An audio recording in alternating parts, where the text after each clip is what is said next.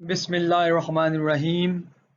Dear students, this is lecture 6 of algebraic topology. I am Dr. Mubin Munir and this course is Math 5127. The title of this lecture is Euler characteristics and some hints to prove the classification theorem. We will discuss in this lecture what is a combinatorial invariant known as Euler characteristic of a surface. We will compute some examples and we will try to move towards the main classification theorem and its proof. इस lecture में हम एक combinatorial invariant of surfaces को define करेंगे. इसका नाम है Euler characteristic और फिर इसके बाद हम इसकी एग्जांपल से कुछ कंप्यूटेशन करेंगे. फिर हम दो स्टेप्स प्रूफ के उसमें से एक स्टेप को हाईलाइट करना चाहेंगे जिससे हम क्लासिफिकेशन थ्योरम के बैकग्राउंड को बिल्डअप कर सकेंगे. तो आइलर कैरेक्टरिस्टिक क्या है? Any object S can be topologically homeomorphic to some triangulated discrete model. For example, a circle, अगर आप क्लियरली देखें इस पिक्चर में तो सर्कल जो है S1 जो है वो होम्योमॉर्फिक है. दिस इज होम्योमॉर्फिक टू होम्योमॉर्फिक की अगर ये मैं सिंबल फर्ज कर लें तो वो होम्योमॉर्फिक है ट्राइंगल के. तो अगर ये होम्योमॉर्फिक टू ट्राइंगल के है तो हमने डिफाइन करनी है इस सर्कल की आइलर कैरेक्टरिस्टिक. वो क्या होगी? आइलर कैरेक्टरिस्टिक के लिए आपको क्या करना पड़ेगा, उस केस की आपको ट्राइंगुलेशन ढूंढनी पड़ेगी. ये आल्सो होम्योमॉर्फिक है इसके, इस डिस्क्रीट मॉडल के भी होम्योमॉर्फिक है सर्कल. तो आइलर कैरेक्टरिस्टिक कैसे आएगी? आइलर कैरेक्टरिस्टिक आएगी नंबर ऑफ वर्टिसेस. वर्टिसेस ये वर्टिसेस हैं, इसमें कितने वर्टिसेस हैं? एक वर्टेक्स, दूसरा वर्टेक्स, तीसरा vertex. So number of vertices हैं इसके 3. नेक्स्ट आपको फिर निकालने होंगे minus number of edges. Number of vertices, vertices जो हैं वो 0 डायमेंशनल ऑब्जेक्ट्स हैं या सेल्स हैं और जो एजेस हैं ये 1 डायमेंशनल ऑब्जेक्ट्स हैं, वो भी 3 हैं. -3 प्लस फेसेस क्या होंगे? फेसेस होंगे प्लेनर रीजन्स. अगर कोई प्लेनर रीजन इसमें है तो वो कंप्यूट करेंगे. क्योंकि अंदर से ये खाली है, अंदर से ये एम्प्टी है तो इसमें कोई भी फेस नहीं है तो face is 0. So it's Euler characteristic is 0. Circle की आइलर कैरेक्टरिस्टिक 0 है, चाहे आप इस ट्राइंगल से कंप्यूट कर लें चाहे आप इस से कंप्यूट कर लें. नंबर ऑफ वर्टिसेस कितने हैं? 4 हैं. नंबर ऑफ एजेस कितने हैं? 4 हैं. 4 - 4 और फेसेस इसमें कोई भी नहीं है. दैट मीन्स के आंसर स्टिल 0 आएगा. और ये ट्राइंगुलेशन या डिस्क्रीट मॉडल पर डिपेंड नहीं करता, आइलर कैरेक्टरिस्टिक हमेशा ही सेम आएगी.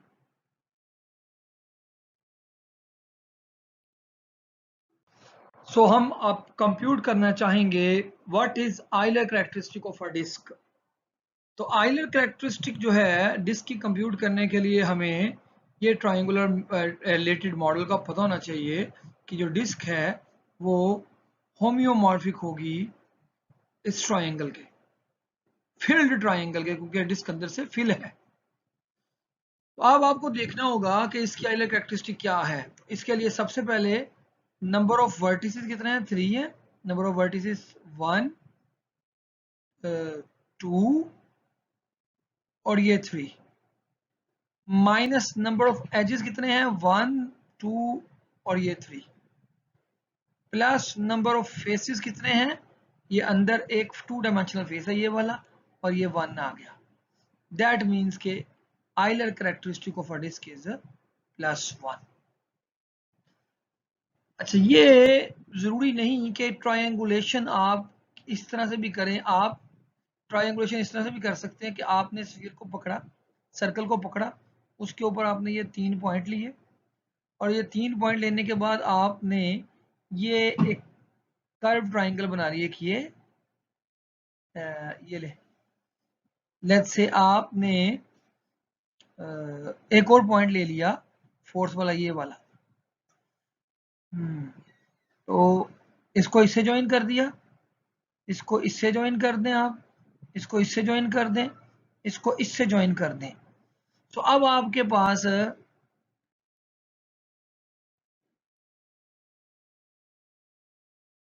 टोटल नंबर ऑफ आप ट्राइंगल्स काउंट कीजिए कितनी है। पहली एक ये है नंबर 1, नंबर 2 ये है, ट्राइंगल हो या कोई भी शेप हो। नंबर 3 ये है, नंबर 4 ये है, जरूरी नहीं कि ट्राइंगल हो। नंबर 5 ये है, कोई भी पॉलीगॉन्स आप बना सकते हैं।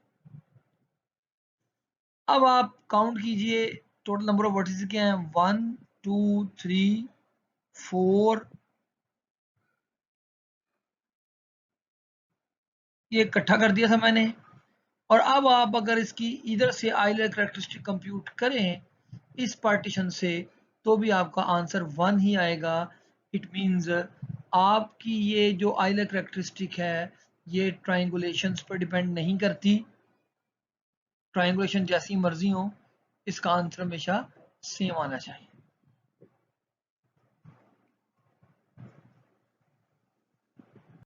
नेक्स्ट हम कंप्यूट करना चाहते हैं एक सरफेस स्फीयर की Euler characteristic. Sphere is homeomorphic to a tetrahedron or a filled cube। अगर हम इस केस को देखें कि स्फीयर टेट्राहीड्रॉन के होम्योमॉर्फिक है, तो आपको देखना होगा कि वर्टिसेस अब कितने हैं इस टेट्राहीड्रॉन के। 1 2 3 और ये 4 वर्टिसेस हैं। आपको देखना होगा कि एजेस कितने हैं। 1 2 3 4 पीछे वाला, 5 और ये 6 एजेस हैं। और फेसेस कितने हैं। एक आपको ये फेस नजर आ रहा है, ये बाहर, एक बैक साइड पे है, एक नीचे है, और ये कुल 4 फेसेस हैं आपके पास इसके। एक ये 2 फ्रंट साइड पे हैं, ये वाला और ये वाला, 2 ये हो गए। एक बैक साइड पे पीछे नजर आ रहा है 3, और एक नीचे ये 4। तो अब आप कंप्यूट कर लें, क्या आएगा। 4 - 6 + 4 = 2। सो स्फीयर की आइलर कैरेक्टरिस्टिक जो है वो 2 है। इसको कंप्यूट करने के लिए आप टेट्राहीड्रन की बजाय अगर एक क्यूब को कंसीडर कर लें, तो अब आपके पास टोटल नंबर ऑफ वर्टिसेस कितने हैं क्यूब के। 1 2 3 4 5 6 7 8 8 वर्टिसेस हैं, 8 ही एजेस हैं। सॉरी, एजेस कितने हैं काउंट कीजिए। 4 1 2 3 4 5 6 7 8 9 10 11 और ये 12 एजेस हैं। और फेसेस कितने हैं। फेसेस हैं 8, एक फेस, नीचे वाला दूसरा फेस, फ्रंट तीसरा, बैक चौथा, और ये साइड पांचवा, छठा। 6 फेसेस हैं एक्चुअली, 4 साइड्स हैं और एक ऊपर और नीचे। तो अब आपके पास 8 - 12 + 6, again it becomes equals to 2। so Euler characteristic of a sphere is 2। यानी स्फीयर जिस किसी के भी डिस्क्रीट मॉडल के होम्योमॉर्फिक होगा, तमाम से आइलर कैरेक्टरिस्टिक का रिजल्ट सेम आएगा।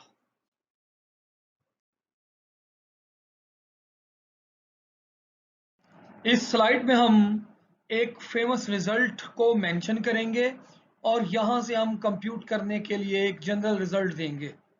हम जानते हैं कि कोई भी टू डायमेंशनल सरफेस जो है, कोई भी टू डायमेंशनल सरफेस या एस जो है वो होम्योमॉर्फिक है। फर्स्ट कर ले हम उसका नाम एस के, अब डिनोट कर रहे हैं, वैसे हमने उसका नाम सिग्मा के रखा था, सिग्मा के। अगर ये ओरिएंटेबल है तो ये होम्योमॉर्फिक होगी सफियर विद लास्ट के मुताबिक, लास्ट लेक्चर्स के मुताबिक ये होम्योमॉर्फिक होगी सफियर विद के हैंडल्स, और के इसकी जीनस है। और अगर ये नॉन ओरिएंटेबल है एन के, तो ये होम्योमॉर्फिक होगी सफियर विद के क्रॉस कैप्स और के मोबियस हैंडल्स। मोबियस हैंडल ये होते हैं, एक पार्ट इसका ऊपर होता है और एक पार्ट नीचे से बैक साइड पे अंदर जाता है, ये मोबियस हैंडल्स है।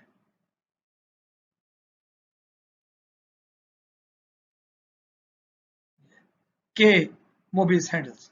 देन आइलर कैरेक्टरिस्टिक, अगर ये एस के है तो आइलर कैरेक्टरिस्टिक आएगी 2 - 2 के ओरिएंटेबल के केस में, और अगर ये नॉन ओरिएंटेबल है तो उसके केस में आएगी 2 - के।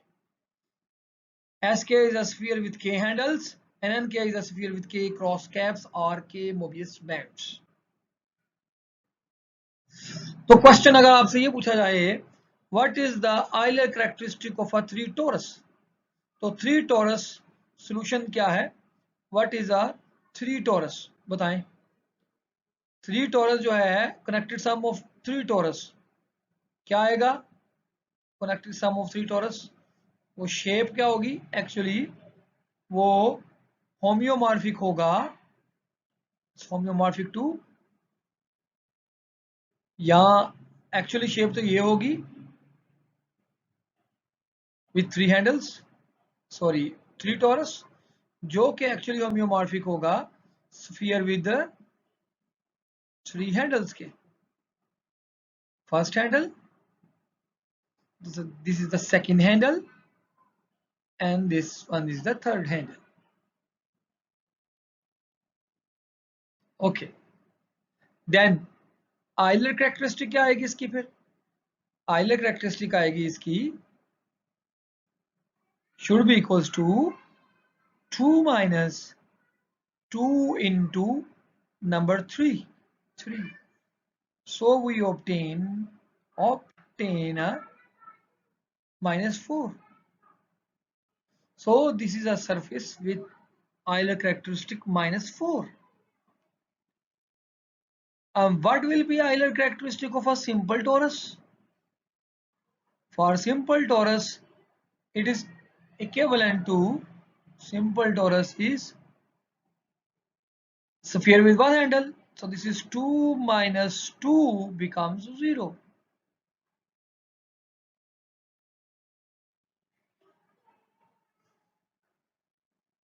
सो सफियर जो है, सॉरी टोरस जो है उसकी आइलर कैरेक्टरिस्टिक 0 होगी। ये साइन शो कर रहा है कि स्फीयर की आइलर कैरेक्टरिस्टिक हमने कंप्यूट की वो 0 आ गई, जबकि थ्री टोरस की हमने आइलर कैरेक्टरिस्टिक कंप्यूट की तो वो आ गई है -4।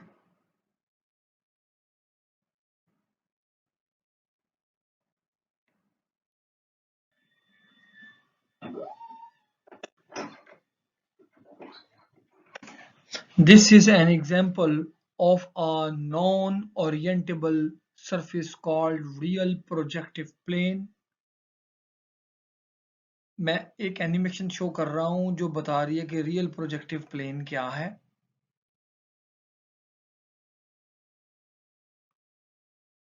रियल प्रोजेक्टिव प्लेन असल में हासिल होगी अगर आप एक यूनिट स्क्वायर ले लें,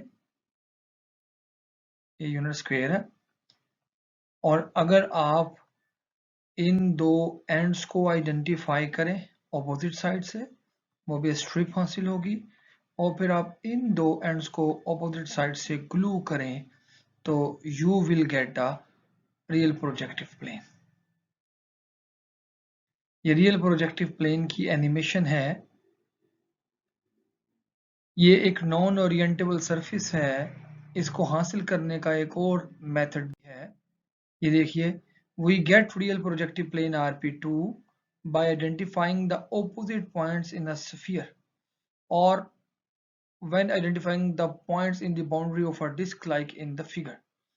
हमने क्या किया, एंटीपोडल मैप डिफाइन किया। ये स्फीयर था, तो हमने कहा कि अगर ये पॉइंट, एक लाइन इसमें से पास की जाए स्फीयर से, तो ये लाइन इस स्फीयर को दो पॉइंट पे मिलेगी। ये पॉइंट अगर x है तो ये पॉइंट -x है। हमने इन दो पॉइंट्स को आइडेंटिफाई कर दिया, यानी हमने सिर्फ ये वाला पॉइंट ले लिया, ऊपर वाला। तो ऐसी तमाम इक्विवेलेंस क्लासेस जिसमें ये ऊपर वाले पॉइंट वो हमने पिक कर लिए, तो ये हमारे पास हाफ स्फीयर आ गया इस पिक्चर में, हाफ स्फीयर। अब जब ये हाफ स्फीयर आ गया, सेमी स्फीयर आ गया, तो इसमें अब एक चीज रागी थी कि हमने ये जो बाउंड्री है उनको आइडेंटिफाई करना है इन पॉइंट्स को, इन पॉइंट के साथ, यानी ये जो आपके सामने पिक्चर है, जब हम इनको आइडेंटिफाई करेंगे तो हमारे पास ये एक ही बाउंड्री बन जाएगी। तो ये हमारा मॉडल होगा, geometrical model of real projective plane. ये बनेगा हमारे पास। अब एक ही है जो जगह जब इनको हम आइडेंटिफाई कर देंगे ऑपोजिट साइड से, तो ये हमारा ज्योमेट्रिकल मॉडल बनेगा रियल प्रोजेक्टिव प्लेन का। अब हम प्रूफ जो करना चाहते हैं, at this moment we will not be able to proof that all surfaces are inequivalent. This requires more powerful tools and we will come back when studying the fundamental group। अब हम इसको proof नहीं कर सकते अभी, unless until we study fundamental group। तो पहले हमें फंडामेंटल ग्रुप को पढ़ना पड़ेगा, फिर हम इसको कंप्लीटली प्रूफ करेंगे। हम इसका एक आइडिया प्रूफ का देना चाहेंगे इस स्टेप में। क्लासिफिकेशन थ्योरम क्या था? क्लासिफिकेशन थ्योरम अगर आपको याद हो, वो थ्योरम था कि हर एवरी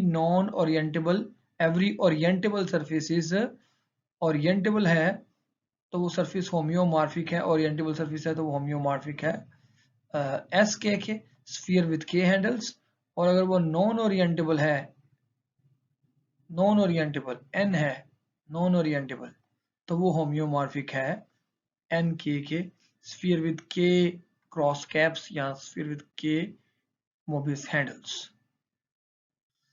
तो आइडिया क्या है, जो फर्स्ट स्टेप है वो क्या है प्रूफ में, कि कोई भी सरफेस हमारे पास जो भी मौजूद होगी उसको हम हमेशा ट्राइंगुलेट करेंगे पॉलिनोमियल्स के अंदर, that reconstruct the surface when suitably glued like in the following torus। ये देख रहे हैं आप, हमने टोरस को क्या किया, उसके ऊपर कुछ पॉइंट्स हमने मार्क किए, ये पॉइंट्स हमने मार्क कर दिए, देख रहे हैं।